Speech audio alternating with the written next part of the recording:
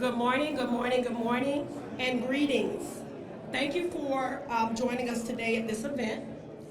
And without further ado, I will present to you Dr. Percy Dangerfield, our Chief Administrative Officer. Thank you. Good morning, good morning. Thank you, Sharonda. And that's Sharonda Baker, by the way. She's our Deputy Director of Civil Rights and Fair Practices. So thank you, Sharonda, for walking us through the housekeeping. So anyway, this is great. I love seeing this crowd right here. This is what it's all about, everybody. It's about networking, it's about opportunity, it's about connections, and I'm so glad that you all are here today. And also, this is the first day of Black History, first business working day of Black History Month. So that's a great thing. So yes, clap, absolutely.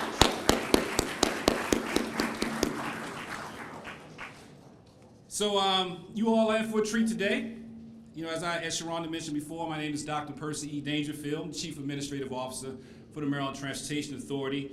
And I'm going to take a couple of minutes to walk through the agenda that's on the screen right now to let you all know what we are in store for. So there are QR codes which have been placed throughout the lobby area. There's actually one on the door, and there's a QR code on the screen. So take some time, if you haven't already, to scan the QR code. That will download the entire presentation for today, so you can follow along on your phones.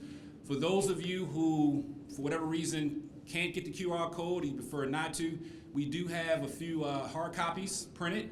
So just let us know at some point. Raise your hand during the presentation if you need a hard copy. We'll make that available for you. So if you take a look at the agenda, we're going to have opening remarks today by our Executive Director, Bruce Gardner. Then we'll also have some remarks from Delegate Scott Phillips, who is representing our partners from the Maryland Legislative Black Caucus. After Delegate Phillips, we have a bonding presentation from Ms. Karen Barber, who's the principal of the Barber Group, and she'll share some really important information on bonding and why that's important, and more importantly, how you all can gain access. Then we'll take a quick commercial break, and we're going to figure out, we're going to do a business roll call. We're going to see who's in the house today, who's representing your various agencies and your companies.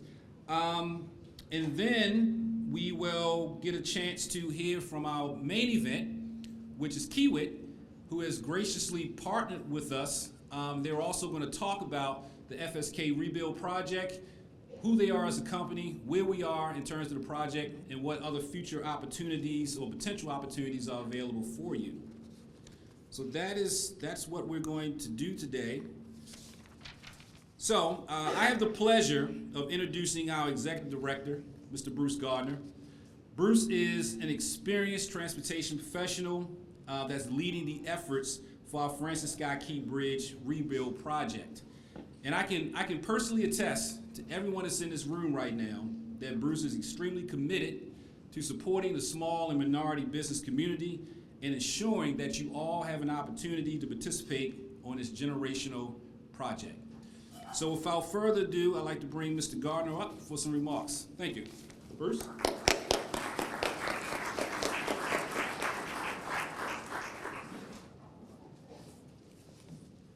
Good morning, everyone. Everyone hear me okay? Good. As Percy said, I'm Bruce Gardner, Executive Director of the Transportation Authority. It is really my pleasure to be here first this morning to welcome everyone. This is going to be a good informational session hosted by MDTA. Appreciate the Legislative Black Caucus and all their support for this event as well as Kiewit. They are the design builder for the Progressive Design Build project for the Francis Scott Key Bridge. And I just want to be very upfront about the fact that this process, this Progressive Design Build process, is unique in Maryland. I have the weird distinction, pleasure of actually working on one of the first Progressive Design Build projects on I-270 when I was in the private sector. And that was a small $100 million kind of traffic solution related event. This is much different. This is just such a huge transformational project, major piece of infrastructure, and an opportunity for us to partner with you and all contractors on this effort. There are many aspects of this bridge that will be good for opportunities. There's going to be some that are just the very risk part of it. That we are looking at all those things closely to make sure we have put the best effort forward on the project. Engagement and partnerships with both local communities, commuters, elected officials, and you as small business enterprises is critical to the project's success. As we continue the Key Bridge Rebuild project, the MDTA is committed to supporting this effort with training, resources, and consultations that can ensure businesses are able to bid on the project. And it's a very different kind of bidding process with this progressive design build. That's why Kiewit's presentation later is so important. We appreciate your patience and your questions as we undertake this unprecedented emergency effort. It has truly been a learning experience for all of us. When Percy says, I'm leading the effort, it's like I just have such a great team at the MDTA, our partners at the Federal Highway Administration that have been helping us through the salvage and the preparation for this. And we are committed to hosting this event and others. We've been doing this for a while. If you'll recall, last November, right before the holidays, we did several events, including the Doing Business with MDTA. That's our typical event, usually held at MDOT headquarters. For those of you just participating today, we encourage you to keep a lookout for that event in the future. They are held quarterly. Always the thing where we get oversubscribed and then we don't always have people showing. So please, if you do plan on coming and sign up, look forward to seeing you there. Other events include Kiewit's virtual. I'm going to steal somebody's water. The virtual event that Kiewit did in November. Good February dry air. The Hispanic Chamber of Commerce event that was held in November. Thank you, Marco. And that's just the start of what we are planning to do for the efforts here. We will continue to support the businesses and workforce opportunities for Maryland's diverse communities. The interest level in this event, there were many, many people on the waiting list, so be assured that we are going to figure out a way to engage with them after this event if they weren't able to be here because of the size limitations. Together we will build the Key Bridge. We are committed to that. We encourage you to take advantage of the information sharing, network opportunities, and the connections you make here today. It is through these partnerships that we foster that we make progress. Those partnerships include the Maryland Department of Transportation Certification Unit, which is supporting us today in the lobby, as well as the Governor's Office of Small Business, Minority and Business Affairs, and the Barber Group, which you're going to hear from the Barber Group in a bit. And they're all exhibitors out in the lobby. I also want to acknowledge Percy, our CAO, and his Fair Practices team that's been working hard behind the scenes with Kiewit and the Maryland Black Caucus. It's their efforts that really made the events today happen in the midst of everything that we're doing at MDTA. It's my pleasure to introduce both the Maryland Legislative Black Caucus and the Maryland Legislative Latino Caucus member. Before I do that, I do want to acknowledge a couple other representatives in the audience. I know there's lots of important people here in you all, but just want to do a shout out for Assistant Secretary Tony Bridges from MDOT, who is here in the back. Delegate Greg Simmons, District 12B from Anne Arundel County, right impacted area of the bridge. Dana Moore from the Mayor's Office is here as well. And former Baltimore City Mayor Sheila Dixon is here as well. So thank you everybody for being here today. Getting back to my introductions to Delegate Phillips, but we really appreciate his involvement in this event. It's been, we're dedicated to facilitating these opportunities for a diverse business and workforce in Maryland, and Delegate Phillips has really been a vital resource for us in providing a preparation for this and answering some of the questions that he's hearing. Information flows in many different ways, and we are pleased to have Delegate Phillips as part of our team and process here to help facilitate more information. So, ladies and gentlemen, please help me welcome Delegate Scott Phillips from Baltimore County's 10th District.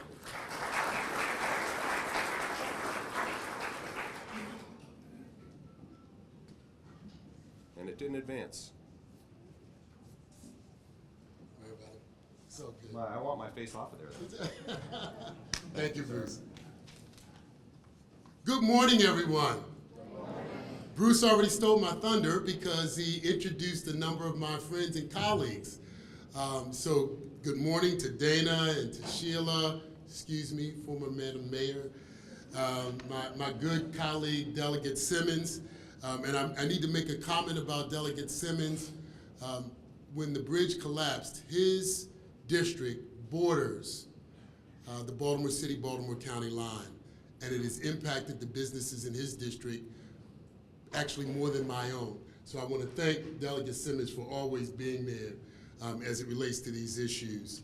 One person that was not mentioned that I would be remiss if I did not mention is the chair of the Maryland Legislative Black Caucus Foundation, and that's Dr. Zena Pierre. If you could stand.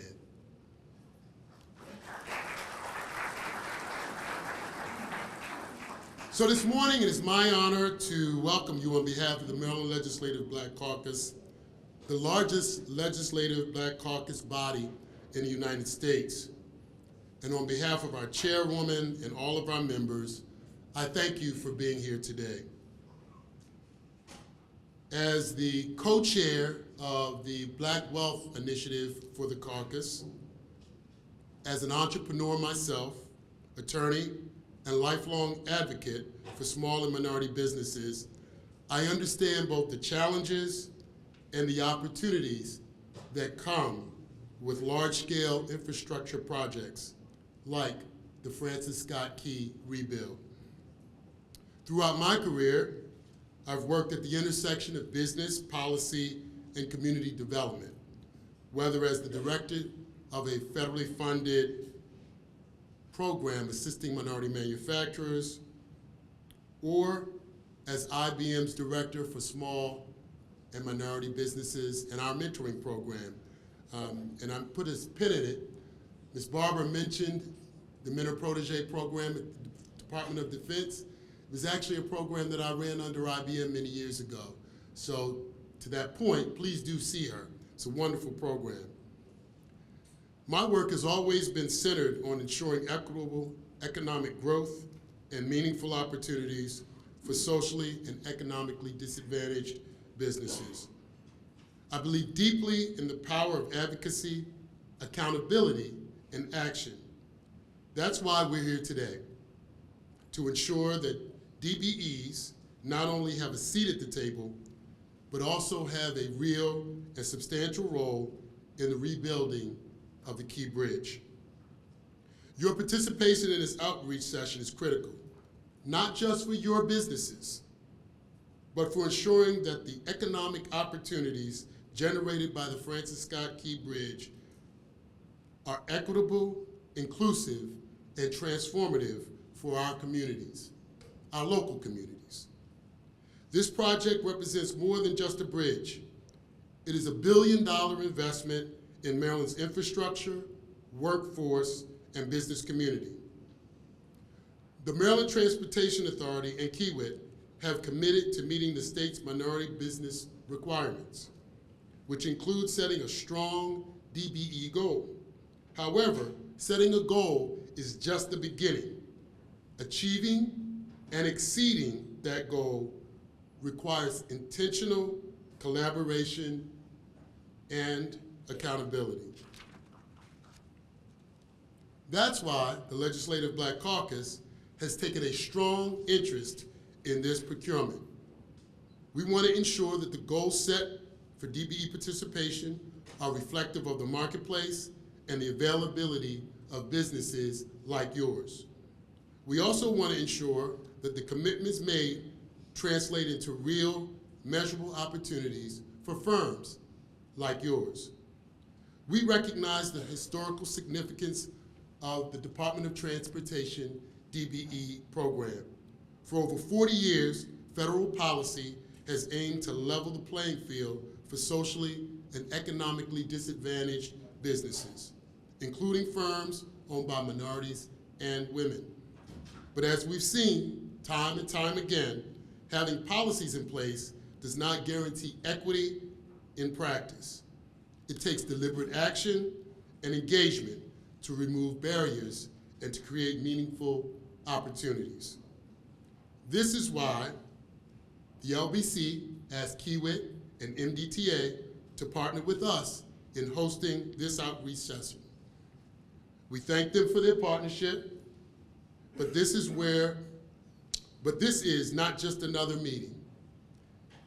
It is a space where real conversation happens, a space where we can address challenges, identify solutions, and ensure that our DBE firms are positioned to compete and succeed on this project.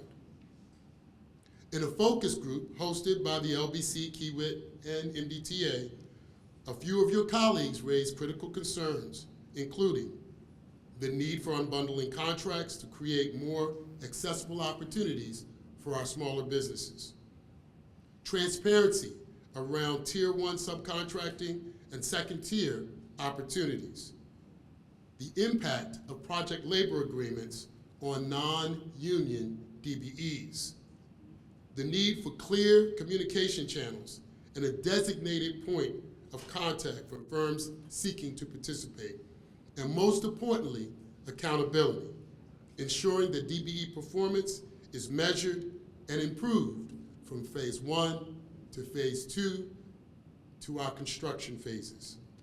And the Legislative Black Caucus will not accept anything less than meaningful participation from DBEs on this project. We cannot allow a repeat. You can clap on that if you like. We cannot allow a repeat of what happened with the emergency procurement, where only 3% of the work was allocated to MBEs. We must do better. This session is an opportunity for us to work collectively. Business owners, policymakers, contractors, prime contractors, the MDTA, to make sure that the promises made in this project translate into economic growth and wealth-building opportunities for our communities. That promises made are promises kept. So I encourage you to speak up, ask questions, and engage in this discussion. Your voice matters, and your participation is the key to ensuring that this process works for everyone. Thank you for being here, and I look forward to a productive conversation today. I thank once again Kiewit and MDTA for stepping up to partner with us to reach out to you today. So thank you.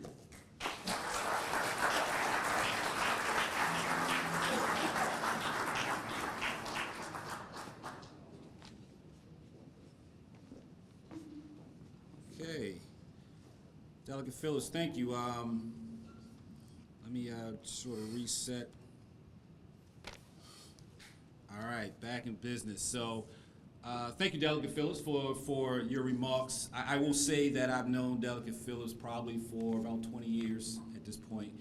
And he has consistently been an advocate for small and minority businesses. So this is definitely his ministry. So I was saying some nice things about Delegate Phillips. Did you guys hear that? Been here? All right. Sorry, Delegate, we have to move on now. We're out of time. No, I'm just kidding. No, I was saying that I've known Delegate Phillips for about 20 years. And ever since I've known him, he has been a dedicated and committed advocate for small minority businesses. So this is definitely his ministry. So we really appreciate the words. We also appreciate the partnership with the Maryland Black Caucus, commitment for these efforts, specifically the partnership with this event, and also helping us achieve our common goals, not only with the Legislative Maryland Black Caucus and Kiewit, but also with MDTA, and that's to create opportunities for small minority businesses. So really appreciate that. So next, I have the pleasure of introducing our next speaker, Ms. Karen Barber. She is a friend to MDTA. I've been in this role for about almost 12 years at this point.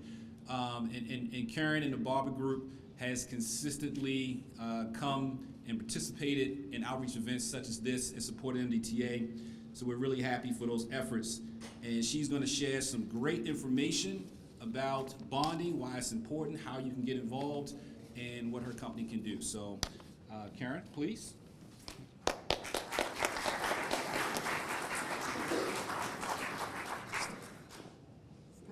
Okay. Okay, you can hear me? Everything good? All right. So Dee is the one over there by the mirror that does the DoD Mentor Protege program. And next to her is, she's my Chief Growth Officer. And Josh Lopez is my son-in-law who's going to give me a baby soon, May 3rd. Little boy, first grandchild. So I really love him. And he is my marketing director and bond producer. He helps me grow my agency. We're licensed across the country and in Puerto Rico, so we're very busy travelers. So I'm going to begin my presentation for you. So we're going to talk about surety bonds. We already know that. But in terms of about us, I'm not going to go into a lot of detail because I have a very short amount of time. But I've been around for about 40 years in surety. I also was a subcontractor, a steel erector, metal fabricator. We did the work on Washington Monument, so I know what it's like to be a contractor, and I don't want to be you anymore. No. Too hard. I am appointed to the SBA's National Advisory Council for the Small Business Development Centers, which is a great resource for small business. It's free. The Apex Centers help with estimating and 8A certification as well. It's free. So we're probably the only agency that won the US SBA Small Business Person of the Year. We're heavily involved in procurement reform, both in the state and national levels. All right. So this is what we're going to try to do today, why it's needed, what kind of submissions we have, alternative solutions, traditional submission processes, how financial statements come into play with all of this, and how your bond capacity is determined. And I have a booth out there, so I don't have any time for questions, so you can come see me afterwards. So bonds are needed. I know there's some people here that know this information, but there's some that are not. So the federal government back in the 30s said, hey, we're using taxpayer dollars to build all these federal projects. We need to make sure these contractors perform. So they came up with a performance bond to guarantee every term and condition of a contract. So it's not just because you didn't do the work. If you don't show up for progress meetings, if you fail to have proper insurance, there's a lot of triggers for a default. Every term and condition of your contract is guaranteed. And then they have the payment bond, which guarantees you're going to pay all of your subcontractors and suppliers. Your subcontractors, if you're a GC, they have 1 year to file suit against your bond, and if you're a second tier, you have 90 days. The states loved it so much that they adopted what they call the Little Miller Act, and that's what the state of Maryland follows.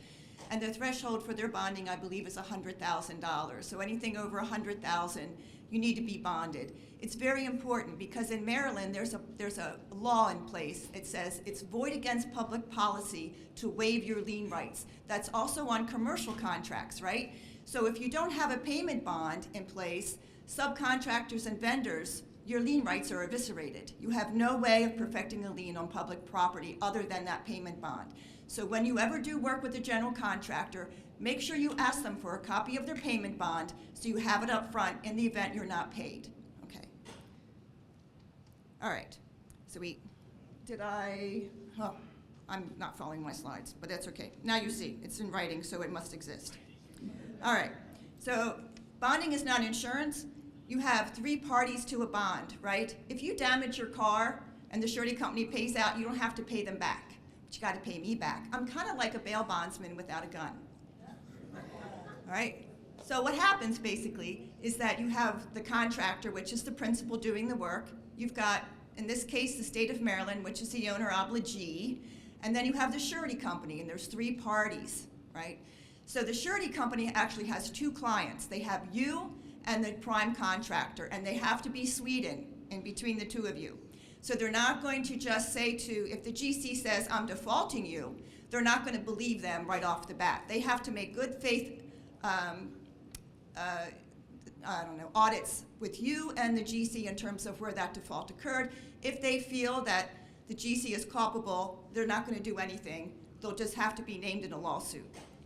So I just want to let you know that. I have 2 clients. I have the surety company because I have an agency agreement with them. I have to make credit-worthy statements, so please don't lie to me. And then there's a contractor that needs the bond, and I'm going to be your biggest advocate that you've ever realized. My services are free as a bond broker, so we have a vast network of support. If you need anything, we're going to bring it to the table, because if you make money, I make money. Okay. So with surety, there's indemnity. When you go to the bank and you get a bank line of credit, the bank wants you to sign personally for you and for your company. We're no different, because if we have to pay out on a loss, we want you to pay us back. So without that indemnity, personally, we can't follow the money, and we need to follow the money. So if you're married, your spouse has to sign too. Are there exceptions? Yes, but they're very few and far between. And you're not going to get it if it's your first time in the bonding world. You have to show a track record of performance. So it's a three-party contract, and the surety companies, they're not insurance, they don't look at it like insurance, right? They don't automatically have a loss reserve built in. They don't expect losses because they have an indemnity agreement to make themselves whole again. So they're not going to expect losses. So they operate on a zero loss ratio. And I'll tell this later, but the bond premium we charge for you on your contracts, it's not to cover a loss, it's our underwriting fee. And a lot of times that's not refundable because we've already underwritten the job. So keep that in mind. These are questions you need to ask. Okay. Credit-based submissions. Man, I gotta go fast here. Some people took my time. Just kidding. Credit-based program submissions. These are credit-based applications for projects up to $1 million. You do not need a financial statement. But the rates aren't the most favorable. They're going to be either 3% of your contract value, or they're going to be 2.5% of your contract value. Now on our website there is a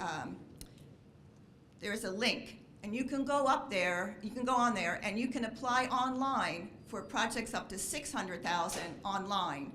No financials, but it doesn't cost anything. And if you're approved, you can get a bond capacity letter, and you can use that for your marketing purposes.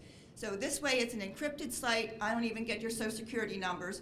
And if you want to do that quick and easy, it takes 15 minutes to apply. And if you have good credit, they go 2 times your largest job completed. If you let them know that on the application, you can walk away up to $600,000. If you need more than that, we have an application we would have to send to you. That's not an online situation. Okay, I went over all of that. Okay, then there's this other program that will look at in-house financial statements for projects up to $2.5 million, and the program up to $5 million. What's a program? Program is the amount of all of your costs to complete at any one point in time. And I'll go over that at the end.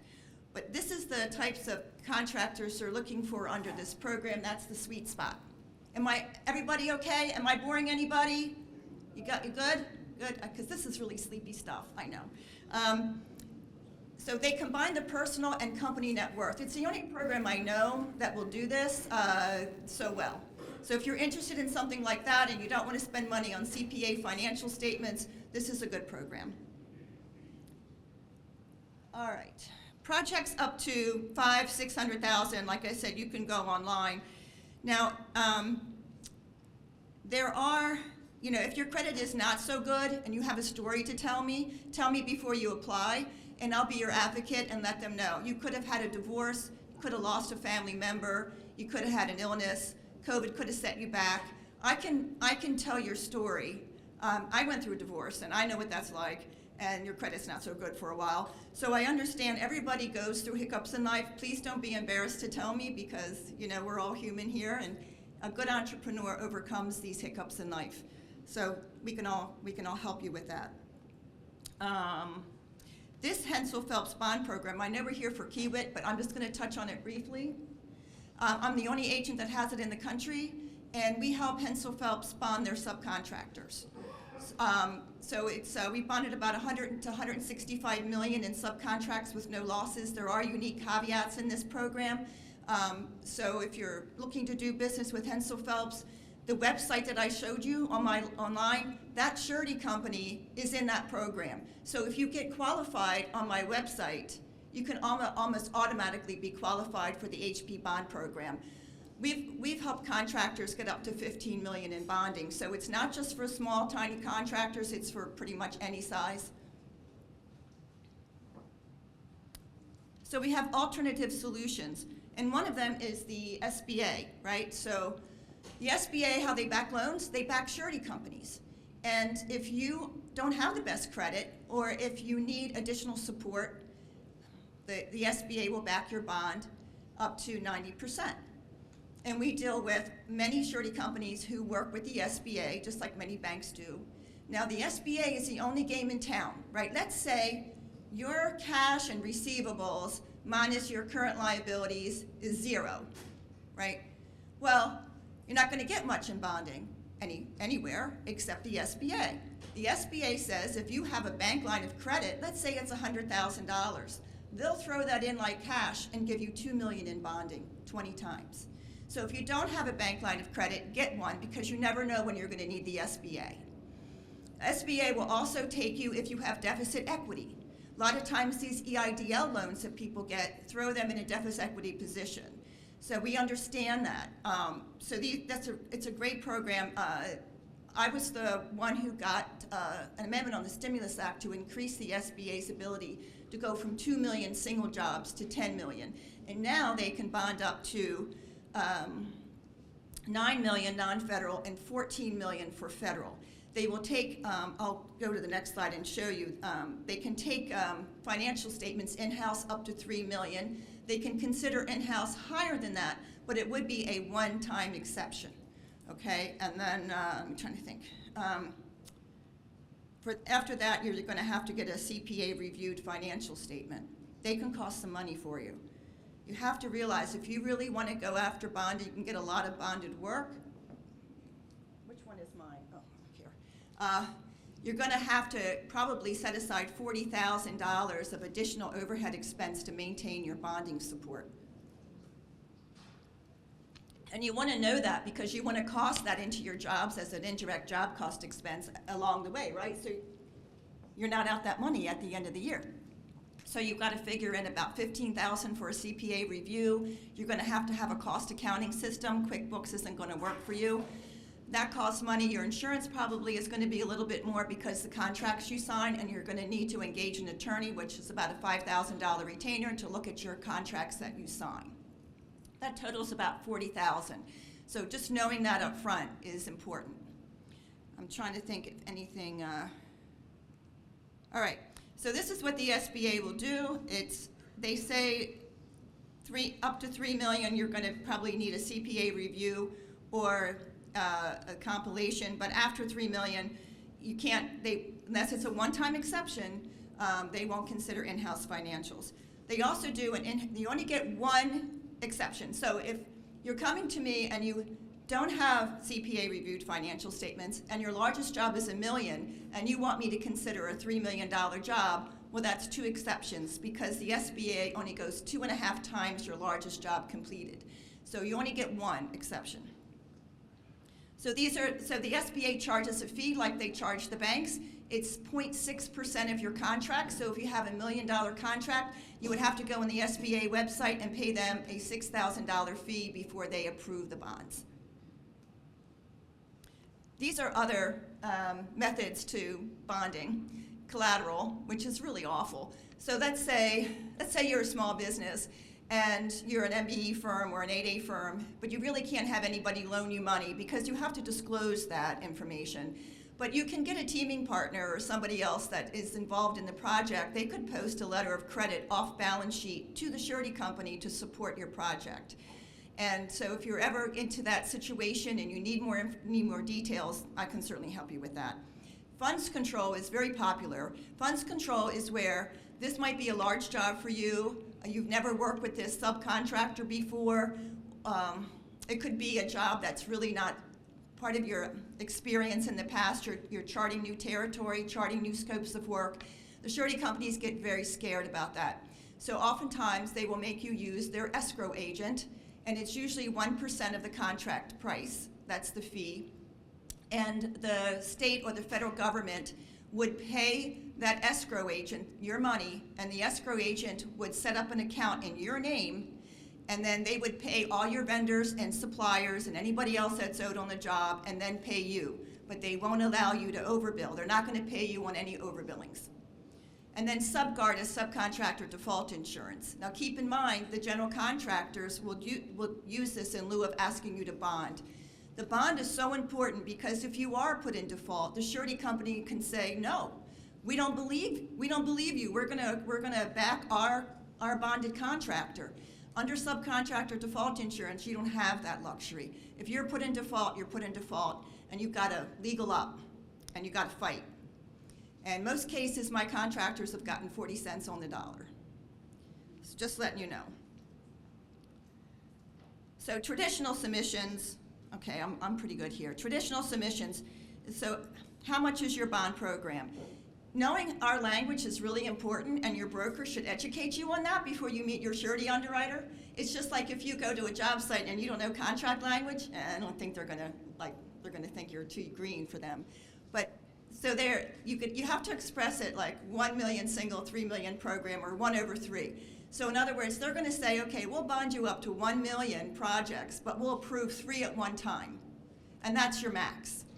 So as you run off work, you can put more back on the table. So it's not for the entire year. If you run off your work every 6 months, that could equate to 6 million in sales. Follow me? Okay, I'm losing some people here. All right, thanks. And your backlog is based off your cost to complete, and I'll show you how that is derived here shortly. There's a lot of things you have to supply for a traditional bonding program. And it's kind of painful. It's like getting that first mortgage, it can kill a marriage. It's really not fun. They want everything. I'm gonna need resumes, personal financial statements, a couple years of financials, your tax returns. I'm gonna need a thing called a work in progress schedule to track all of your jobs, completed and uncompleted. I'm gonna need to see a copy of your insurance certificate. There's so much that we need. And so it's good to know what you need. You might not have it all at one time, and we can work with you. You don't have to have everything at one time, but just keep in mind, there's only one piece of clothing your corporation wears to a creditor, and that's your financial statement. So if you send me a terrible looking financial statement, I'm not gonna send it anywhere. I'm gonna send it back. I'm gonna bring resources to help you make it look what it needs to look like. We do not accept cash basis financial statements, so just letting you know. All right. And then, it's just not your financial statement, too, that determines your capacity. For example, my dad was a World War II vet, Bronze Star recipient. Gotta let people know about that. But we have a lot of service-disabled vets that want to get together because they've been fighting together. They've had each other's backs, and then they want to start in business together. But money changes people. So we want to know how long your business has been in operation. We want to know the form of ownership and how long have you really known each other. What is your true business goal that you want to achieve? We want to know your distribution policy. If you're going into business thinking you can take all the money out, that's not going to help us. So it's always good to know or tell your creditors your distribution policy. And who are your other key employees that you're going to hire to help you out in the field, et cetera. This is common sense stuff, but we go through everything. And then there's the continuity agreement. There's a thing called a buy-sell agreement. It's uncontestable in court. And we suggest that if you do have partners to look into this because it is uncontestable. If you are working with someone or multiple people who are married, for example, the last thing, if something happens to that partner, look at the plane crash that happened, right? Things happen to people, horrible things. And then you don't want to be left with that person's spouse, right, who knows nothing about the company. So you want to make sure that you have the first right of refusal over that partner's stock or equity of the company. Because if that spouse does stay with the company, there's one thing they will accuse you most likely, and that is of running the company into the ground. And they'll sue you. So if the company doesn't perform like it used to, or they feel like you're deliberately showing a loss because you don't want to pay them any money, you can get entangled in quite a few lawsuits. So make sure you have a solid buy-sell agreement that has a 5-year term payout. It's funded by life insurance. It's very important to have. All right. Financial statements.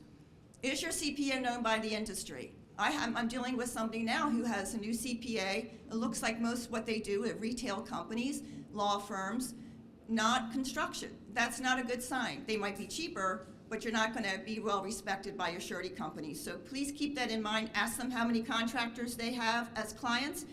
What is the quality of their financial statement? Most CPAs put out sample financial statements. If they don't, we have them. You can then you'll get an idea of what they should look like, and you can ask them questions. Do you include this? Do you include that? So I'm not going to go in any more detail. That's self-explanatory. So there are 3 types of financial statements. Cash is not accepted. Then there's accrual that'll show your receivables and payables, and then there's percentage of completion, where I'll get to in just a second. Cash is only accepted if you can convince me that you have no receivables at year end and you've paid off everybody at year end. So if you're a site work contractor and you close your business at November, okay, I understand. But otherwise, they're not going to be accepted. So tax basis financial statements won't get you very far. So here's the Bible. This is our Bible. This is what the surety company wants you to have. And it's called a work in progress schedule. And I put some numbers together. Let's say you have, so everybody, okay, let's say you have a $100,000 job and your total costs are $80,000. So you're gonna make 20 grand in profit. But you've expensed 40,000, right? So if you expensed 40,000 and your total costs are 80, you're 50% complete. That's how we determine completion. Not contracts less billings, not anything else. Cost to date versus total cost. So if you're 50% complete, you made 50% of your profit, which is $10,000, right? So you should bill for 50 grand. So on that first scenario, you did. You billed 50. On the second scenario, you didn't bill enough. You only billed enough for your cost. So you're $10,000 underbilled. That's going to show up as a current asset on your balance sheet. It's a receivable, you just didn't bill it, right? But what if you overbilled $60,000? You only expensed 40, you only earned 10, so you billed 10,000 more than what you've earned. That's going to be a liability in your balance sheet, just like a customer deposit would be, because you haven't earned it yet. So when I was talking about the escrow agent, they wouldn't give you that 10,000 in overbilling yet, because you haven't earned it. So you need to know this schedule exists and how it works, so you can understand how your surety company is looking at you. Now, if you look, it says cost to complete. 40, 40, 40, and it totals 120,000. So that's what would be your backlog right now. So if you were approved for $1 million, you would have, $880,000 that you could bond, right? So as soon as you work off those costs to complete, the more program you can put on the books. And that's, so usually you get, when you're working capital, right? Your current assets minus current liabilities. Sureties companies, if you're a subcontractor, you typically only get 10% of that number because you're financing the job. General contractors typically get 20 times that number because you're subbing out your work, but they're going to require you to bond back those subcontractors that are probably $250,000 and higher. So if you're working with subcontractors that can't get bonding, put them to the website, let them get pre-qualified. They don't have to use me, but at least you know that they can get bonding because they will be asked to bond back. So because you're doing that and you're offsetting some risk, GCs get 2 times more than subs do. And that's it. So I think I'm just 5 minutes over. I can breathe. Normally I do presentations for 3 hours and they asked me to condense it into 30. There's so much about bonding that I didn't talk about. It's a lot of information. But keep in mind that we do have a vast network of people to support you. And we also have another company which I failed to mention, which is called the Alliance for Hispanic Commercial Contractors. Half my team is, their family is from Nicaragua. Josh's dad, I don't know where he went, is from Nicaragua. And so I wanted to make sure that my employees had, some, some connection to this surety world. So we are in a partnership with the Maryland Hispanic Chamber of Commerce. DeWalt Tools supports us, Whiting Turner supports us, MDOT supports us, M&T Bank, and Chesapeake Employers Insurance. And I think we're the only organization that actually gives money back to our members. So we pay for financial statements, we pay for consultants, anything you need to get to the next level to make sure you're really understanding what you have to do to make your job successful. So that's it. I'm sorry I don't have time for questions, but I will be available later. Thank you.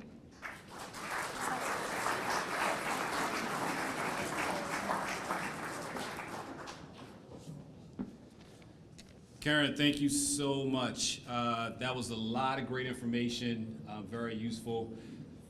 As Karen mentioned, we do have a somewhat restrictive time schedule, so unfortunately she wasn't able to really go through all the slides and answer questions, but as Karen always does, she will be available she has an exhibit space outside the hall. So if you have questions about bonding, please stop by and ask her. She's definitely the right person to get you started. So moving on with the program, for those of you who I haven't met before or haven't attended any outreach events, I actually started my career in transportation at State Highway Administration long time ago. And my first position as a manager in transportation was actually the DBE, MBE program manager for State Highway Administration. And that was probably the beginning where I began to really gain an appreciation for this type of work and what you all do to help participate on projects such as this. So outreach events like this and networking are extremely important for these opportunities. Now, as you all may know, you're not always going to win a contract. It doesn't always work out that way, but it's efforts like this that actually puts you in a position to really engage with folks, to make the connections that are necessary to form those partnerships moving forward. And that's what we are trying to do today. And that's really put you in the room with the folks where you can gain partnerships and really have an increased chance of, with these types of events. So that's really important. So my team and I that are here today, we really appreciate your commitment to this and other projects that really help the traveling public, and that's really important. So before I move on, one of the cornerstones of business opportunity is networking and making those connections. So how many in the room have attended MDTA outreach events before? Okay, great. Well, thank you for continuing to support these types of events. For those of you who have attended these events before, you may know our director, Tia Rattini. I'm not sure if you've had a chance to interact with Tia, but Tia took a promotion this past Friday. She is now retired. So we're happy for Ratina. So I am going to, I know she's in here today, she's probably going to kill me, but we do have a new director. Her name is Kadria Ward. Kadria, are you in the room? I don't know if oh, there she is. Okay, she's in the back by the door, ready to run. All right. So here's the thing about Kadria, right? So Kadria will be our next Civil Rights and Fair Practice Director, but she's technically still working for State Highways right now, so she's not technically on our payroll, so you cannot ask her any questions. But I did want a chance to just acknowledge her and welcome her to the team and encourage you all to make that connection, because Kadria will be leading some of these efforts moving forward. All right, so let's figure out who's in the room right now. Let's do a business roll call. So do we have any construction companies in the room? By show of hands. Construction, if you are in. Excellent, okay. A&E, design services. Okay. Services in general. All right, good. Any sector that I missed? You just shout it out. Warehousing, okay. So we have. You say government and business resiliency? Okay. Transportation? I'm sorry, one more time? Equipment rental? Okay. Construction compliance, wholesale trade. Traffic management. All right, so we are very well represented here today. Several sectors. Let's start with construction.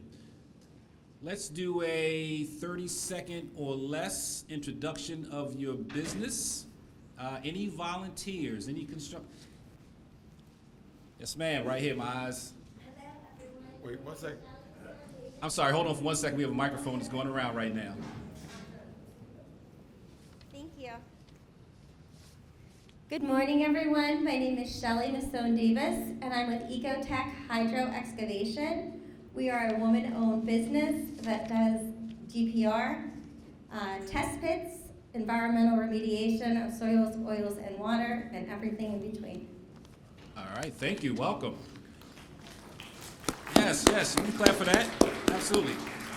Construction field. Anybody else? Gentleman in the back. Straight back, JC. You gonna get your steps today.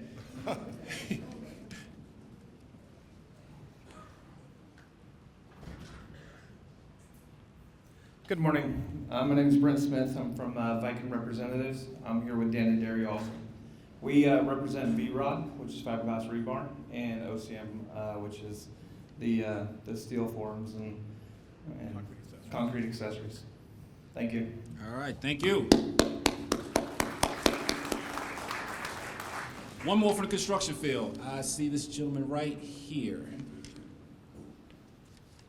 Good morning, I'm Tim Bowman with Clark Machine Corporation. We're a fabricator, an AISC certified fabricator in Rosedale. All right, thank you, thank you. All right, let's move to a different sector, A&E. Any A&E firm? Okay, there you go. Good morning, Clarence McAllister, Fortis Engineers. We're a 25-year-old engineering firm specialized in electrical, mechanical, civil, and structural design. Thanks. Thank you. Jason, right here is in the blue shirt, right there. Oh, thank you. Good morning, Monique Walton with Toscano Clements Taylor. We're a 17-year-old woman-owned, MDTA certified woman-owned small business providing project control, CPM scheduling, and cost estimating services from design build through construction. All right, thank you. One more from the A&E field. Gentleman, right there. In the shirt, straight back. Jason's up to 1,000 steps today, so you all participating in Jason's health. We appreciate it. Hi, I'm Andrew from Kim Engineering. We do civil engineering, geotech engineering, materials testing and inspection, drilling, to name a few. All right, thank you. Appreciate you being here. We'll do this gentleman right here up front, then we'll move to services. Are you also in services? Well, all right. Hello, I'm Satish Korbe from Potomac Engineers. We provide construction quality management services to the owners, architects, and contractors since 1984. We are certified as MDOT NBE. Thank you. All right, thank you. Anybody else services, sort of general services? Okay. I got Thank you. you. Hi, my name is Pat Sanford. We're a national organization, Alexander Perry, Inc. We provide construction management, architecture, and engineering services, and we built your Verizon Training Center in Odenton, Maryland. Thank you. All right, woman in the corner, gentleman on the end, glasses, hands up.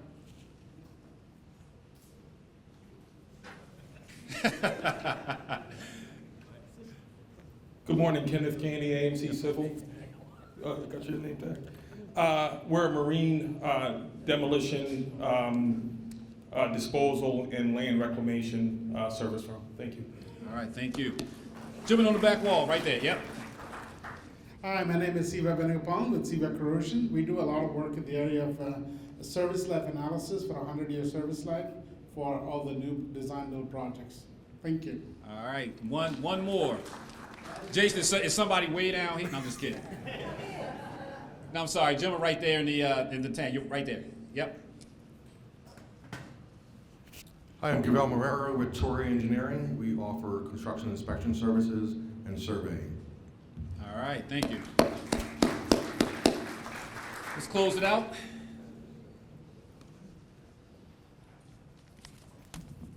Thank you.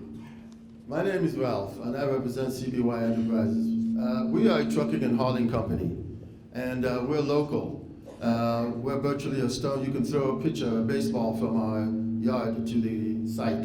There are tons of trucking on this job, and we're trying to get our leg in the door.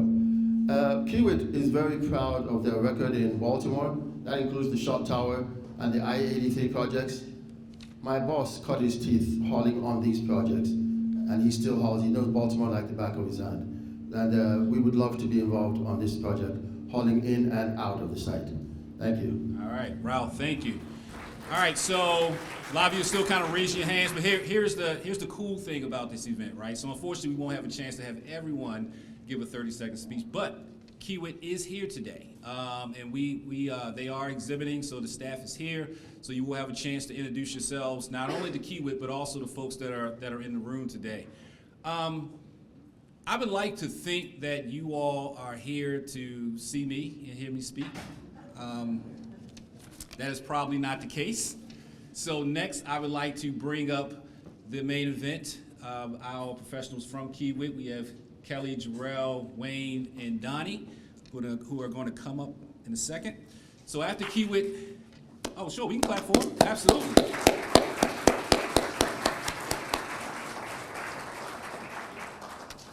Kiewit was very instrumental in us putting together this event. They have been very engaged whenever we asked them to do anything in terms of helping with these type of outreach events and just providing information to the community.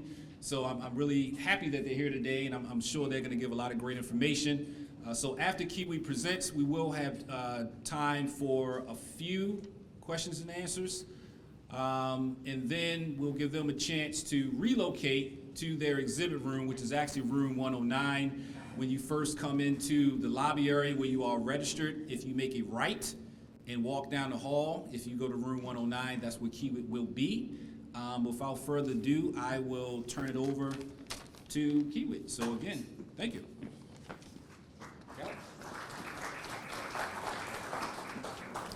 I need to do a mic check and figure out the distance here. All right. Good morning, everyone. So good to see you. Thank you, Percy, for that great introduction, and what a fabulous presentation so far. I think MDTA has done a wonderful job of providing a great, here we go. Can I move this? Yeah. Yes, can you? Is it just the mic problem? She said it's not me, it's the mic, so I'll take that. Okay, I'm gonna lean in though. So I am Kelly. I am with Kiewit. I oversee economic inclusion, and I have the pleasure of working very closely with our company, with our teams, and in communities on projects just like this. We all, I'm sure, recognize the critical importance of this project, and we don't take that lightly. We also recognize that it's critically important to forge partnerships, long-standing, because we can't do this work alone. And so we're here all the time. As you might have heard earlier, we spent some time in November, at the end of the year, engaging at various events. We've held numerous virtual events, and we are just thrilled to be here before you in person with the opportunity to meet and greet. That is the mic. That is not me. I did not move. It is the mic. Okay. So with that said, I'm going to quickly open up our presentation. We have some great information to share with you. For some of you, it'll be a refresher. For some, it might be the first time you're hearing, but we welcome and appreciate your engagement and attention. We definitely will spend some time with Q&A right after a short time, but have plenty of time that we've set aside to visit with you down the hall following the presentation. So our presentation today is gonna run probably about 40 minutes, 30 minutes with some Q&A. We're gonna provide you with a brief overview of Kiewit, a little bit of background information about the project. We're gonna talk to you about what I think you're mostly here to hear. You're not just here to be dazzled by our wonderful personalities. You wanna know what the opportunities are. So we're gonna share that with you and try to get you up to speed on the timeline where we are. And tell you a little bit about working with Kiewit, our commitment to diversity, and again, that question and answer period. Is it the mic again? All right, I'm leaning in, y'all. So they have a handout. I wonder if you think I should just grab it? Maybe, let's see. No, I don't think it can be pulled. that they were using in the audience. Listen, y'all, I'm not high maintenance normally. It's the challenge of the day. It's maybe almost lunchtime, I don't know. So today you're gonna hear from a number of members of our team.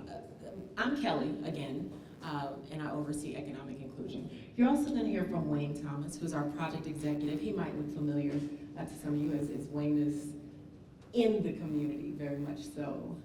Scott Petrie, who's our construction manager, and my buddy here, Gerald Worthy. I also want to shout out one of our other team members who was sitting right there. She's probably somewhere trying to save the day. Britt Walter is also with us here. You get to meet her back in the room. So I'm going to hand over to Wayne, who is going to start the presentation with a brief overview of Kiewit. Well, thank you, Kelly. I'm a loud talker anyhow, so I'm guessing you won't have much difficulty hearing me. I'd like to start out by thanking both the MDTA and the Maryland Black Caucus legislation for hosting this event. We really appreciate it, but most importantly, thank you folks for coming out. We're really excited that you're here. We're excited for some follow-on events, and we're also really excited to meet a bunch of you back here at the end over in room 109 for our networking event, but hopefully that's why we're all here, to get to know each other. There's some friendly faces in the crowd that I know, so hopefully some of you know me, but pretty excited to be here today. Maybe start out by just telling you a little bit about Kiewit in case you don't know. So Kiewit was founded in 1884, so we've been in business for over 140 years, so we're not the new kids on the block. And a lot of that work, as you'll see when I cover it later, is done in this area. We're no stranger to the Baltimore, D.C. area. A little bit of statistics here in the recent history. We do about $17 to $18 billion worth of work a year. So we are North America's largest transportation contractor. We are a Fortune 500 company for the last 20 plus years. And we do have about maybe almost 32,000 employees, of which half of that is staff and half of that is craft. So it's about a 50-50 split. In E&R, our 2024 rankings, we were the domestic heavy civil contractor #1 in the rankings, #1 also for transportation, and overall #2. So that was pretty exciting for us. We're proud of that. But something in particular to me, I've been in the business 37 years. I've spent almost the bulk of my career in this area. So, this project means a lot to all of us, but certainly means a lot to us at Kiewit and me personally, because this is kind of my neighborhood as well. I mean, a little bit about me, because I'm a personal guy. I got a 25-year-old daughter that's named Laurel for Laurel, Maryland, and my 30-year-old daughter is named Caton for Catonsville, so there's probably no secret. My wife likes this area, and certainly I enjoy the whole Chesapeake Bay watershed area. I like to take some credit for naming my kids. I named my son Jake. So she's like, yeah, you dope, you just named him Jake. But so obviously my wife's the creative one in the group. But anyhow, so I'm super excited personally to be here and talking to you today. So a little bit about Kiewit and some of our core values. I mean, we really pride ourselves, and our founder, Pete Kiewit Jr., has said for over a century, now he's since passed away, but people are our most important asset. So really, we regard people with respect, and we really value our relationships and our partnerships, right? Like you can buy and rent and sell equipment. There's a lot of things you can do, but the people are always behind the effort, and it's those relationships. And we honor our commitments, right? Our integrity and our reputation. We've spent 140 years developing our reputation. That's something we're very proud of. And me personally, I like to think that my word is my bond, and I stand behind that. That's the most important thing to me. And excellence. We're always in pursuit of excellence, always looking to do better, innovation, creativity, which is kind of the beauty of this progressive design build model, which you'll hear a little bit is, this is a terrible tragedy, the collapse of the bridge. So this is not a program that's been in development for 5 years, 6 years, 7 years. We are really starting with a blank slate and trying to move very quickly and partner with our state and federal partners to make this thing a reality quickly. And then stewardship, like probably no surprise to you what you just heard from me, but we invest where we live, right? We believe in sustainability. I mean, I fish on the Chesapeake Bay, I hunt ducks on the Chesapeake Bay, so maintaining the environmental stewardship and those kind of things are very important to me, and it is to us at Kiewit. but certainly giving back and partnering with the community and all those kind of things. So that's huge to us, and certainly why we're here today, I believe, way out in front of the game, so to speak. So a little bit about the things we do. As you can imagine, if we're doing $17 billion a year, that's not what is one business industry. We have a building group that focuses on those kind of structures, stadiums, convention centers, colleges. We have a marine group, which comes in handy for this job, is 50% of this job, or 1 mile of it, shoreline to shoreline in the new bridge. Part of the Kiewit team is Weeks Marine. Maybe some of you know in the industry, Weeks Marine, they're the East Coast of North America's largest marine and heavy lift contractor, so that's one of the Kiewit companies. Our oil and gas and chemical division does a lot of work. Certainly transportation, that covers a lion's share of our business markets, which this one will also fall into. And we have our industrial and our mining groups. Our power group, which also includes LNG, solar, green energy, offshore wind, and that kind of stuff. And then our water and wastewater groups, certainly looking to treat sanitary water and provide our communities with safe potable water. And you can hear you see here on the slide a little breakout of our offices. So we have a regional office right here in Columbia, Maryland. But we also have other offices that are in Hanover, Glen Burnie, New Carrollton, and also Alexandria, McLean, Tysons, and Springfield. So we're able to best service the entire DC and Baltimore markets. And many of you have worked with us here in the past few years with all the work at DC Metro and WMATA. Some of you know us from our Ellicott City tunnel job down here in Howard County. But again, we're no stranger to the area. And maybe I'll even expand on that a little bit.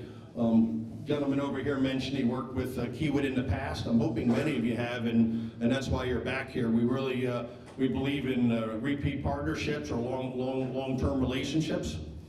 So maybe some of the other work here from current work going to some of our past is we also have the Amtrak Frederick Douglass Memorial Tunnel Package A, which is happening here around the corner, actually right up in Baltimore City, the new twin-bore tunnels for Amtrak, which will improve the Northeast Corridor traffic through the corridor. We also have the Ellicott City North Tunnel for Howard County, and we're proud to be part of that, trying to alleviate the flooding that happens so often and wipes out the city of Ellicott City. We've got a job with University of Maryland here, right at College Park, converting their existing steam-driven powertrain system to a new and more reliable powertrain system. We spent about 8 years there on Route 50 doing upgrades and hardening on the twin bridges there, the Chesapeake Bay bridges, so that was a great experience for us there. We also recently did the historic Arlington Memorial Bridge, complete replacement right down there in the DC area. As I mentioned here, for the last decade, but we've been doing work for DC Metro WMATA since our very first station in like 1972 in Crystal City, so we've got over half a century here in the area.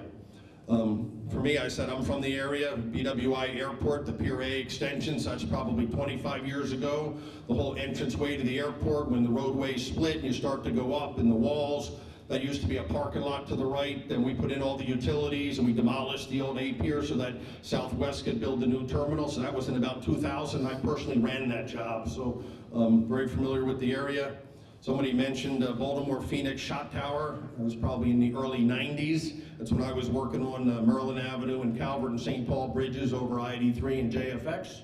And then going back to the Fort McHenry Tunnel, right? So we were the constructors that put in the Fort McHenry Tunnel, probably 1980 to 84 type time frame. So again, we're here, we're local, we're proud of that, and we're not going anywhere, and glad, we're just so proud to be part of this, this iconic project and be able to partner with our state and federal and local agency partners to advance it. So you heard a little bit from me. Maybe I'll turn it over to Scott a little bit. And Scott's our construction manager. He'll talk maybe more specifically about the project itself.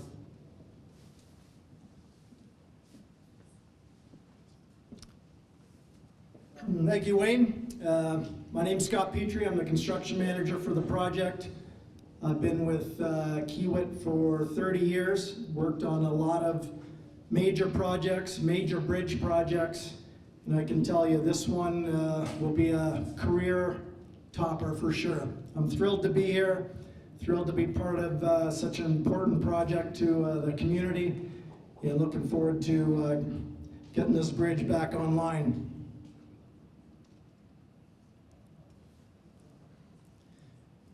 I'm sure everybody knows the old Francis Scott Key Bridge was a 1.7 mile long bridge on I-695 across the Patapsco River.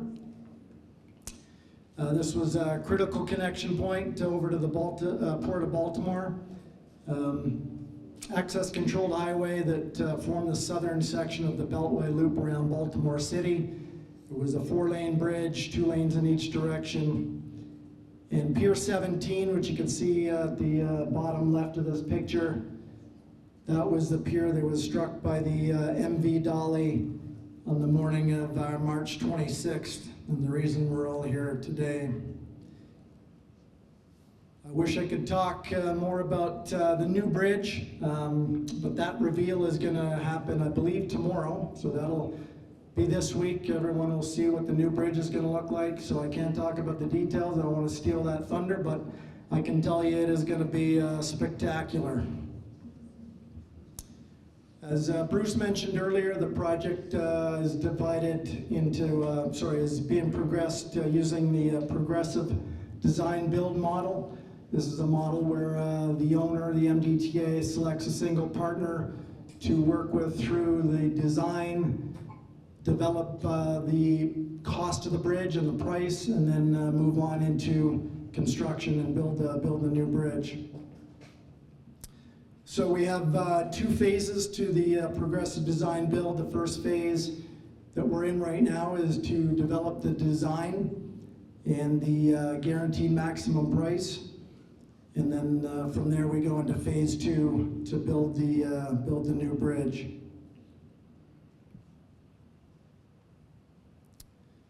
So Kiewit Infrastructure Company is the formal name that we're working under here as the contract with the MDTA. We have an internal design group, Kiewit Engineering Group. They are the lead designer with multiple sub-tiers of designers working underneath them. And then it'll be Kiewit Infrastructure that is the contractor or the construction company for the new bridge.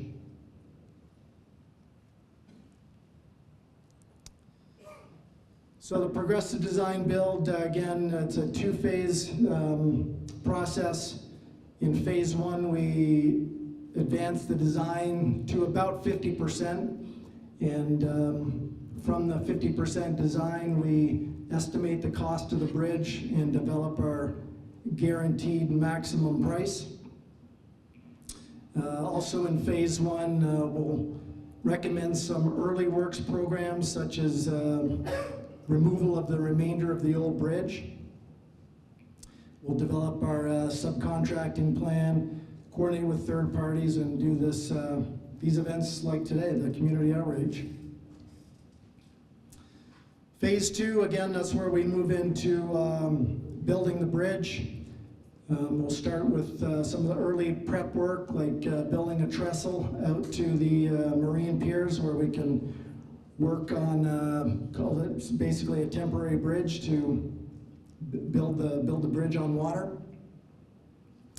Once the GMP is negotiated and phase 2 is underway, that's when we'll really go into procuring materials and equipment to build the bridge.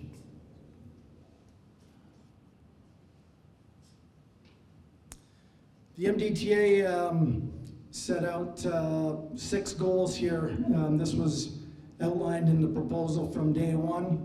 They're looking for a contractor that they can work in close collaboration with and partner between the project team members and the local communities and stakeholders.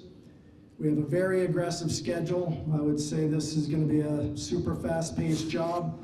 The goal of the project and the MDTA is to open the bridge in the fall of 28. Safety, certainly a #1 priority for the Kiewit companies. We have the culture of nobody gets hurt. Nobody gets hurt. It's really an aspirational goal, but for sure it will be unacceptable to have any fatalities or serious life-changing injuries. Quality, again, we have a very strong quality program where we want to deliver a resilient and aesthetically pleasing bridge that exceeds the life service requirements. Next goal is transparency in cost and estimating and negotiation and delivering the project at the negotiated budget, and then delivering a visually attractive structure. And like I said, that'll be revealed this week, and it's going to be spectacular.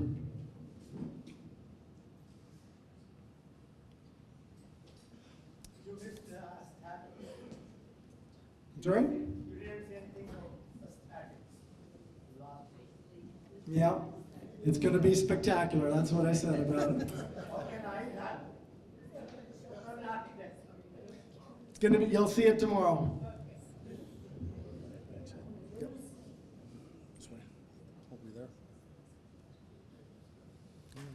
All right, thanks, Scott. So you get me again here for a couple minutes. So now we'll start to maybe ratchet it up a little bit and talk some more details about the job and where the rubber meets the road. So here are some of our project requirements, DBE participation goals. So I don't know if it's any secret to anyone in the room, but the goal for phase 1, which again is the design and pre-construction phase, was 26%.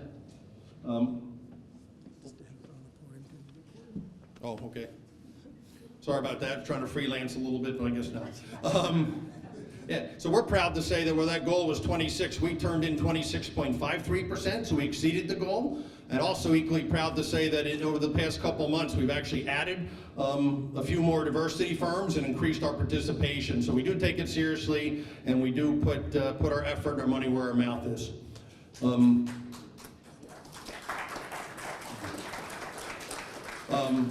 But to be honest and transparent, you'll see here the note at the bottom. So the phase 2 DBE goal, it's not established yet. And the reason you can imagine it's not, because we don't have a design yet. Therefore, we don't have a cost or schedule or what that is. So we're working closely with the MDTA and their folks to work to advance that to a position that the state is able to evaluate that and issue that goal. But we are fully supportive of it and working with them to create opportunities along the way so we can capitalize on those opportunities. And maybe before I go into some comments here about labor so I think Karen was up here talking about bonding. I guess so, yeah. So we, Kiewit, as the GC, we have performance and payment bonds that we give to the state. And we're also looking for our subcontractors and partners to give us bonds, but I want to be clear that that should not deter anybody. Your ability to partially bond or not bond the job should not deter you from submitting proposals, because our goal is to work with firms and have the right ability, the right capacity, and find solutions to those problems, whether it's some kind of alternate security, or for instance, you're bidding on a $4 million package and your bonding capacity is $2 million. Well, we'll work with you to break those packages up. So we're here to find solutions. I like to think with the right partners and the right opportunity, we're solutions providers, right? So, great discussion for Karen. I know she was rushed a little bit there on her time, but do not be deterred. If you can't fully bond a package, you're not able to bond at all. Let's talk.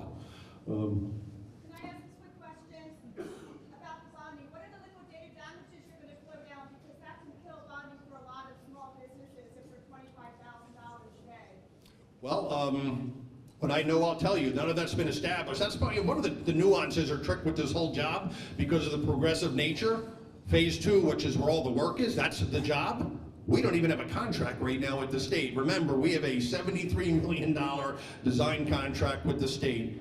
Everything else, we're working with the state to develop that. Now, I can tell you, I think the lost revenues are tolling on the bridge is $1 million a day, right? Now, that's an exorbitant number. Nobody, not even the Kiewit companies, are happy about that, right? So, but I don't know what that is. I don't know whether it's $25,000 a day, $250. What I do assure you is we're going to work with folks and determine what your scope is and what that liability responsibility should be, and be fair, right? Everything we need to do in life, it has to be fair and reasonable, right? So, yeah, I'm getting there. I know. Thank you, though.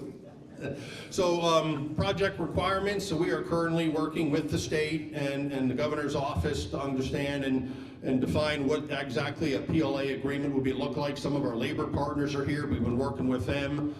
We do expect there to be a PLA, and it'll be executed here in the coming months. But again, just like I said on bonding, Any PLA we execute, do not be deterred. If you're a diversity firm and you're not union signatory, we're here to work with you and work with our partners at union to be able to make sure that you have the ability to participate. So do not be deterred by if you're not signatory to the unions, and if you can't bond. We still want to talk to you, and we still want to find solutions to all those, but there will be a PLA. And again, any of these things, more detailed questions at the networking at the end, we can do a deeper dive. So a little bit, again, talking about the devil in the details, so to speak, and what you want to hear about here is the schedule. So here's the overall schedule. We probably have a schedule a little more detailed than this, but not a whole lot, is because we're still working with the state to define what is the job. So we were awarded the contract. We were selected there middle of September, call it September 16th. And we spend that time working with the state and federal agencies. As you can imagine, we started from ground zero to just get to a proof of concept design, 15% design. What is the new Key Bridge? And that, as Scott mentioned, I think in this week, in the coming weeks, the governor and his staffs have had some revealing and unveiling of what that's going to look like and line and grade, and at least at that level of detail. But we've worked the last 4 months just to get to that stage. And as you can see here, again, I know everybody's chomping at the bit, can't wait to participate. We will spend through all of Q1 and Q2 just trying to advance the design and permits to a 50% stage. Not 100, 50. We're trying to advance that enough so that you can see the line below that we're able in 2025. The goal is by the end of 2025 to actually have the design and estimating far enough that we can negotiate a contract and GMP with the state, so that at the end of this year, we will actually know what the bridge is going to be. It'll still won't be 100% design, but we'll have a contract with all the terms where we can flow down and talk about those things. And then that design will continue into 2026, but we will need to start some form of construction in that process, which is kind of the beauty of this progressive design, right? Once we get design far enough along, we want to start building it while we continue to finish designing and buying out the project. A couple early works things, like if you actually went out there now today, you would see that there's some activity going out on the job, but primarily that is engineering, design-based investigation. There's some surveyors out there, and they're trying to find and investigate the existing utilities. Where are they? We don't want to design a new bridge and pier and foundation right on top of existing utilities. That's just not prudent, so that's happening. Both on the water and land, there's some geotechnical firms out there doing geotechnical borings, so that we can understand what are the true soil conditions today, so we can design our foundations appropriately. One of the early work packages you see on here is test pile procurement and install. So one of the things we have to do, is probably no secret to this group, is to confirm our foundation design is go out there and drive a couple, call it 8 piles, both sides of the river and on land, and then test them to make sure that our design assumptions are accurate. So some of that work will start up, but that's all to support the design and validate the design effort. And as Scott mentioned here, the plan would be to be able to provide almost call it walk-to-work access, but land-based access. So we intend to build trestles from both lands out to the main span to be able to have cranes and pump trucks and all of our workforce to be able to get closer to the work and make everything not a boat ride to work every day. So some of that work should start up later this year. And at some point here, come maybe the summer, we've got to go out there and demolish, remove the existing structure. I mean, you can see it from the whole area. There's part of the existing structure is still in the air, and quite honestly, there's part of the existing structure that's below the water out there where the failure happened that still needs to remove. So they would be the things that we really see a lot of activity in 2025, right? Some design validation, building some access and trestles, and trying to remove the existing structure so that in 2026, when it's time to go to work, that stuff is already in place. And there's opportunities for you to participate in all that stuff. So here this graphic just kind of highlights that. So RFP phase 1 is what we're working on. We're advancing that. I just talked about some of the early works. I'll maybe touch on them again just in a second. But our real goal is to get to late this year, end of this year, and be able to convert the job and get into phase 2, which is building the new bridge. So here's some of the things out of these early works I talked about. Here's some opportunities. I think you'll all have access to this whole presentation later, but the test pile installation, it's not a big scope. It's driving some pile and testing them, but we will need some certified welders, some marine support, maybe crew boats, tugs, some load testing, monitoring. We get into demolition. We'll also look for saw cutting and steel disposal, maybe some trucking and some fabrication for temporary supports. And then here, same thing for the trestle I talked about, the trestle pile, and again, welders and some of the support and trucking in or out. So there are some opportunities that are starting to show themselves right now, but the bulk of it will be later this year. So please continue to attend these and pay attention. And our commitment is to make sure we get updates out to the community so everybody knows regularly what's going on in the progress.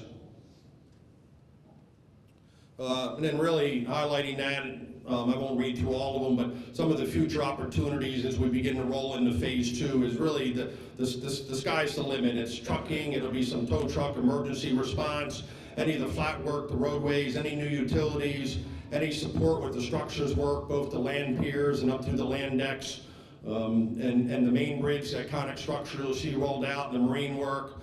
It's drainage, it'll be electrical, IT, signage, MOT, roadway. So there is a whole litany of opportunities that we're looking to partner with. And I would just offer, I know there's going to be some goals set, but they're the floor, right? So I mean, please come out, and we're looking to partner and have good, long-standing relationships. So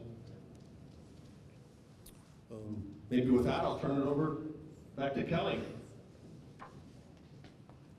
I'm sure I'll be seeing you all later. Thank you, Wayne. I'll gladly take it.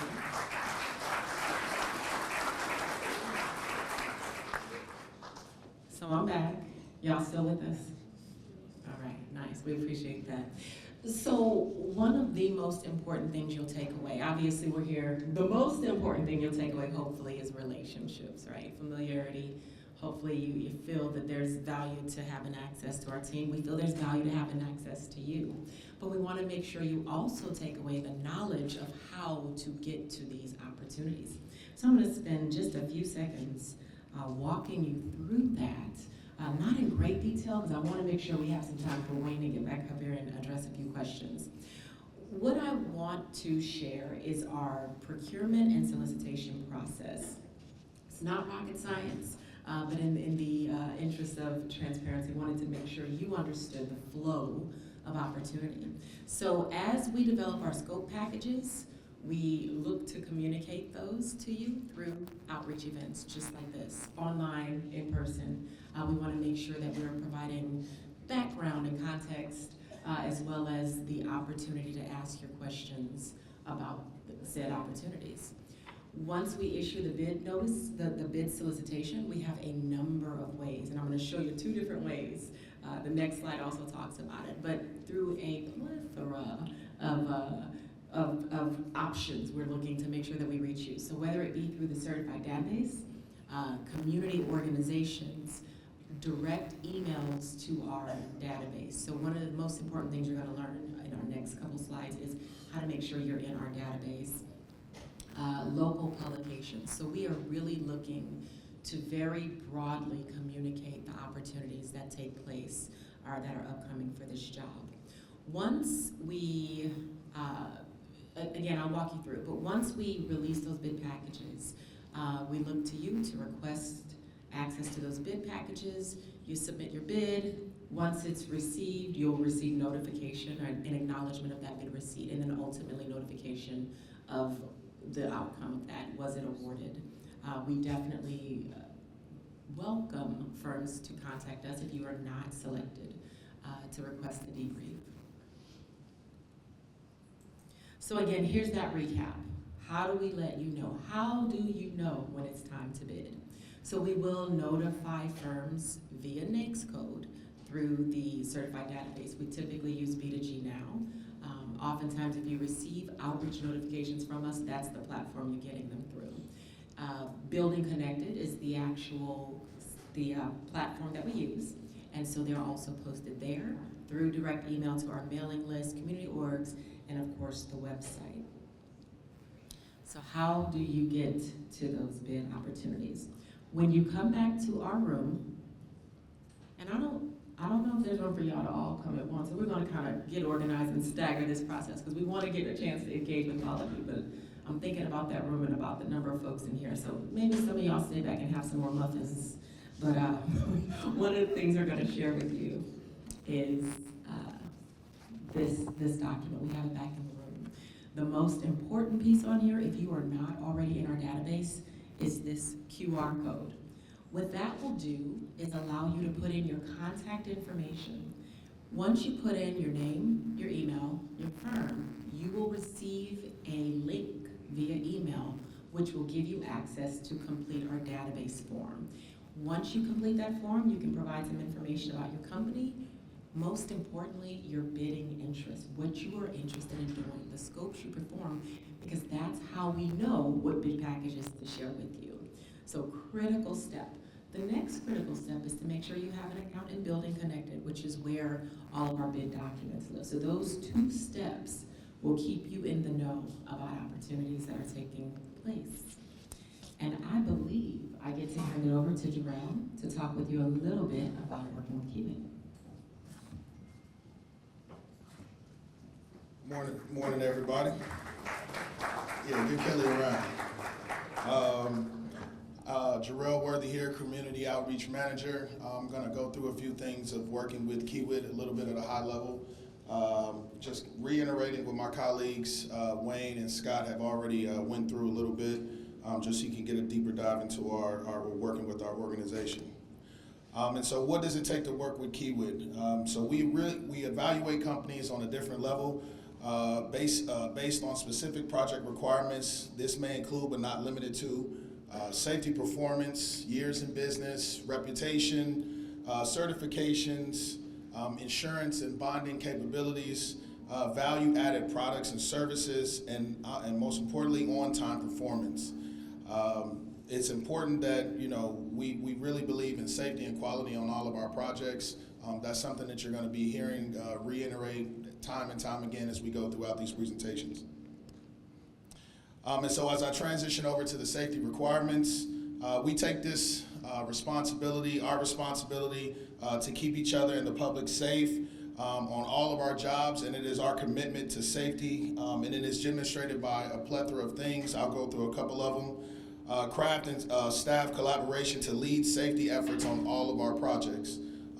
It is important, make sure I'm getting a little bit of an echo here. Site-specific orientations, trainings to prepare all team members for the work. Hazard analysis requirement before any operation can begin. Safety requirement for foremen, crews at the start of each and every day. Project safety inspections, tours, and assessments to identify areas for improvement and best practices. And as we highlighted over here to the right, and as Scott mentioned earlier, nobody gets hurt. Most important thing on all of our projects.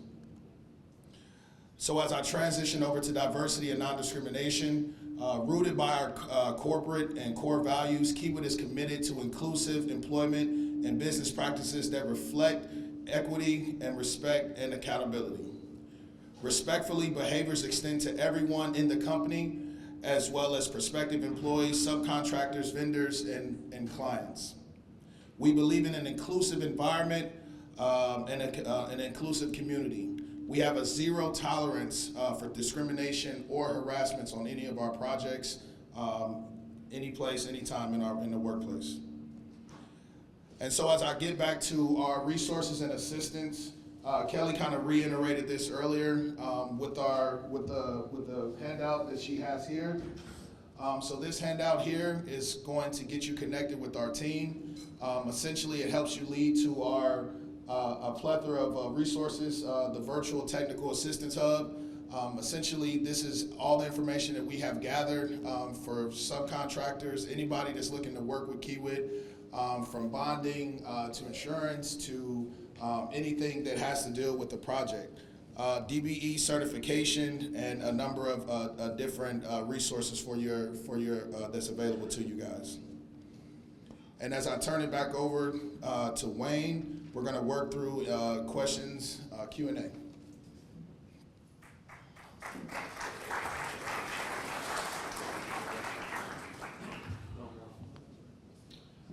Yep, thank you, team. So I know we're going to be at 11:45 for over an hour or so in the back room, but we do have a minute or two for any questions if anybody wants to open it up there. Sir, up front. My name is Cal Martin, and my mother is an engineer food service design firm. You said 26% goal. The entire contract remained at 26%. Yeah, you're right,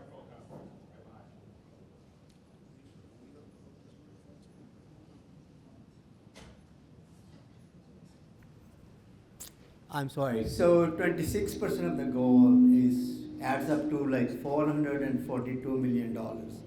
If you give us everybody in the room 1 million, we can meet that goal. But I think it's almost impossible. Is that the goal equally divided for the design and the construction, or you can just meet overall goal? No.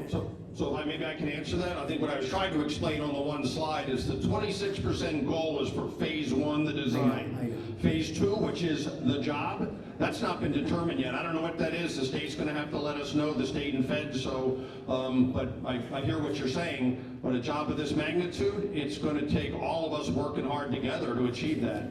But you said you already met for the phase 1, 26%. That must be small. Is the design at 15%? What are the opportunities? You said Kiewit Engineering is doing the design. Who are the sub-tier design firms? We have a whole team that we had to submit at bid time, and we turned in our proposal, our entire DBE plan, and that's how we made that in fact exceeded the 26 to 26.53 was with our diversity design partners, and we've already added 2 or 3 to that team since being awarded the job. So, but there's always opportunities. I mean, please inquire, send us some information. But to be honest, because at bid time we had to commit, and it was a design package. We've got a list of about 16 or 17 diversity design partners on the job right now. So if we have already worked with the Kiewit, so are we going to be able to update our qualifications? Because it's sometimes hard to work the building connected. So we can go back and sign in and update our qualifications in the building connected. Certainly, I mean, phase 2 will include some additional design. Phase 1, at the end of this year, at the end of phase 1, we'll be about 50% designed. We will continue to design the job into next year. So please go in, update your information, continue to reach out. We have a significant DBE design team on board right now, but that doesn't mean the doors are closed. Thank you very much. Up front? I just want to know if we can get a list of the attendees here. So that we can reach out to them. Yeah, so she asked if we could get a list of the attendees distributed. I maybe ask Dr. Percy, is that proper? I mean, it would be critical because then we can reach out to other subcontractors that might be awarded, right?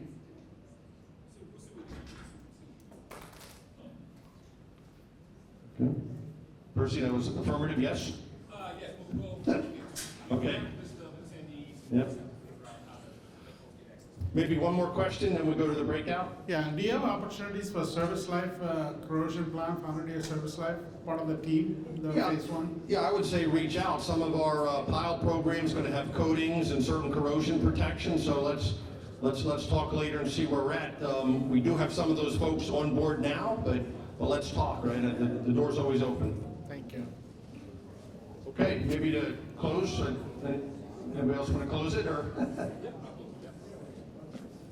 Wayne, thank you. Let's give Kiewit staff a round of applause as we move on. So right before we close this session, the first thing I want to do is first of all thank you all who attended and give yourselves a round of applause for attending this event, taking that first step.